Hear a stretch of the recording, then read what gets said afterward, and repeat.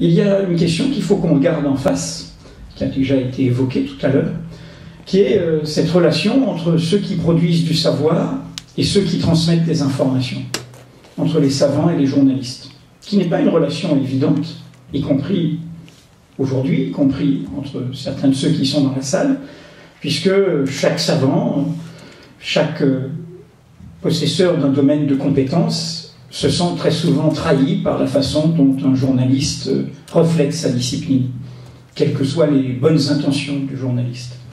Alors comment arriver à penser non plus un conflit, mais une alliance, une nouvelle alliance? Pour moi, c'est ce que permet, un peu comme un levier, le cas Allègre.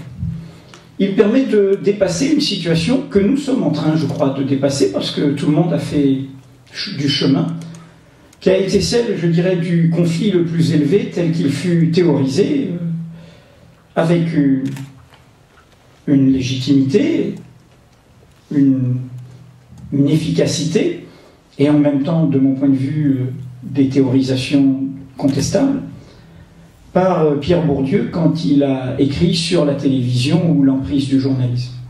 Vous vous souvenez ce que dit Pierre Bourdieu? Il dit, au fond, moi je voudrais pouvoir discuter de ma discipline, la sociologie, comme les mathématiciens discutent des mathématiques, avec d'autres mathématiciens, dans mon champ de savoir. Parce qu'au moins, les mathématiciens, ils discutent entre eux. Ils discutent avec des personnes qui peuvent refaire leurs démonstrations. Et moi, je me trouve confronté dans cette ère médiatique, dans laquelle il s'était lui-même aventuré avec la misère du monde, à devoir discuter avec des incompétents, à devoir perdre l'autonomie de mon champ de savoir. Il posait une bonne question. Posait la question de l'autonomie du savoir. Le temps du savoir n'est pas le temps de l'information, le temps des médias, le temps du présent. La légitimité du savant par rapport à la réactivité du journaliste ne sont pas dans le même rapport. En même temps, et certains sociologues sont émus, ils simplifiaient la question. Ils simplifiaient notamment celle de l'autonomie des citoyens. Il se mettait lui-même, qui défendait des causes sociales, dans une situation d'un certain élitisme.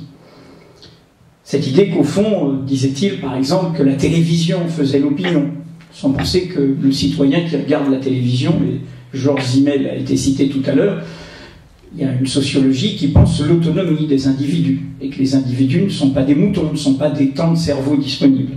Mais je ne suis pas là pour discuter Pierre Bourdieu, je prends ce moment-là, qui a eu une efficacité, qui a mobilisé toute une critique que nous avons subie, nous les journalistes, critique démocratique, politique, sociale du journalisme, ce moment-là comme le moment de malentendu maximum, de autonomie conflictuelle. Et derrière, je pense qu'il y a une question essentielle qui est la question démocratique. Nous savons tous qu'il ne suffit pas de penser politiquement juste pour informer vrai. Et donc, la question c'est comment arriver à créer un espace public qui respecte le savoir, respecte la connaissance, tout en étant celui, et je suis entièrement d'accord avec ce qu'a dit notre ami sociologue tout à l'heure, tout en étant un espace où l'inattendu, l'imprévu peut surgir. Parce qu'au fond, Jacques Rancière l'a écrit, qu'est-ce que c'est la démocratie? Et c'est un défi pour nous, journalistes, et pour vous, savants. La démocratie, c'est le régime de n'importe qui. Sans privilège de savoir, sans privilège de diplôme, sans privilège de naissance, sans privilège de fortune, j'ai le droit de m'exprimer, j'ai le droit de manifester, j'ai le droit de protester, j'ai le droit éventuellement d'être candidat, voire j'ai le droit de gouverner. C'est une provocation, cette promesse démocratique, cet idéal démocratique. C'est une provocation face à toutes les oligarchies, qui peuvent être des oligarchies évidemment de la puissance, de l'avoir, mais aussi du savoir. Je sais mieux que vous ce qui est bon pour vous. Je suis l'expert, je suis le sachant, j'ai la douloureuse, je suis le médecin à l'ancienne qui va vous dire quel est le bon traitement, sans discuter avec le patient, sans écouter le patient. Et c'est un défi parce que, évidemment, je pose là une contradiction, un conflit, je n'essaye pas de le simplifier. Alors, quel est le fil de cette nouvelle alliance que nous pouvons inventer et pourquoi Claude Allègre est-il le levier?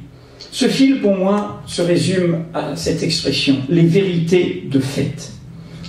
Ce pouvoir actuel exacerbe dans ses adversaires, au fond, la haine du savoir, de la connaissance, de toutes les connaissances. L'histoire, les historiens, les chercheurs, la science, les imposteurs, les charlatans, les journalistes, l'événement, la révélation, les enseignants, la princesse de Clèves. Bref, au fond, il est ennemi du savoir comme dérangement, comme surgissement, comme surprise, comme étonnement, comme mouvement, comme mise en branle.